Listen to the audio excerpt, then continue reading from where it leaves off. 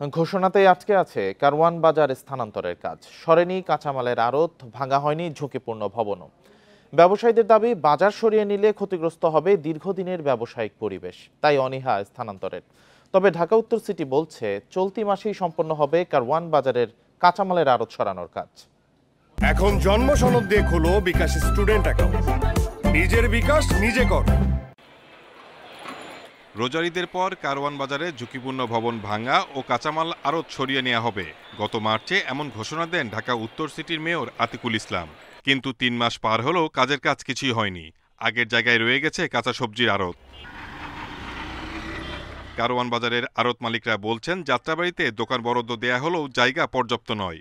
পণ্য ওঠানামার জায়গা রয়েছে স্থানীয় ব্যবসায়ীদের দখলে। আড়ত সরানোর কথা বলা হলেও অস্থায়ী দোকান সরানো হচ্ছে না। সব মিলিয়ে ব্যবসায়ীরা রয়েছেন ভোগান্তিতে। আমরা যদি নতুন আরেকটা জায়গায় যখন শিফট হব, তখন মনে করেন আমাদেরকে যেই টাকা আমাদের বর্তমান মার্কেটে বাকি আছে, যেই টাকা দাদন আছে, আমাদের সব কিছু এলোমেলো হয়ে যাবো। আবার নতুন করে সব কিছু আমাদেরকে গুছাইতে হবে। যাত্রাবাড়ির ব্যবসায়ীদের দাবি, আড়ত দ্বারা ক্ষতির সম্মুখীন হলেও সরকারি সিদ্ধান্ত মেনে নিয়েছে তারা। আমরা উচ্ছেদ দিচ্ছি আমাদের ব্যবসা বাণিজ্য নিয়ে। আমরা বিভিন্ন জায়গায় অস্থায়ীভাবে এখানে ওইখানে, যখন আমাদের এই জায়গাটার মধ্যে আমাদের ব্যবসা আছে, এটা আমাদের অস্থায়ী মেয়র মহোদয় আমাদের জায়গা দিচ্ছে বলে আমরা করতে পারতেছি। আমাদের এখানে যারা ব্যবসা করে তারা আপনার কারওয়ান বাজারের মতো প্রতিষ্ঠিত ব্যবসায়ী না। কারওয়ান বাজারের ব্যবসায়ীরা আজকে তিনটা জেনারেশন তারা ব্যবসা করতেছে। আমরা একেবারে ফার্স্ট জেনারেশন। এখানে আমরা আপনার চরম ক্ষতিগ্রস্ত। উত্তর সিটি বলছে, পরিকল্পনা অনুযায়ী দোকানে বরাদ্দপত্র দেওয়া হয়েছে।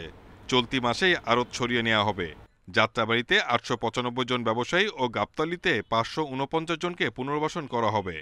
আমরা চাচ্ছি কোনো ধরনের অপ্রীতিকর পরিস্থিতি এড়িয়ে পিসফুলি যাতে রিসেটেলমেন্টটা হয়, সেইভাবেই ফ্যাসিলিটেশন হচ্ছে এই মাসেই আশা করছি। ঢাকা শহরের যানজট এড়াতে যাত্রাবাড়ি, আমিনবাজার ও মহাখালীতে ৩টি পাইকারি কাঁচা বাজার নির্মাণের জন্য প্রকল্প পাস হয় ২০০৬ সালে। Shahid Ahmed, independent news, Dhaka.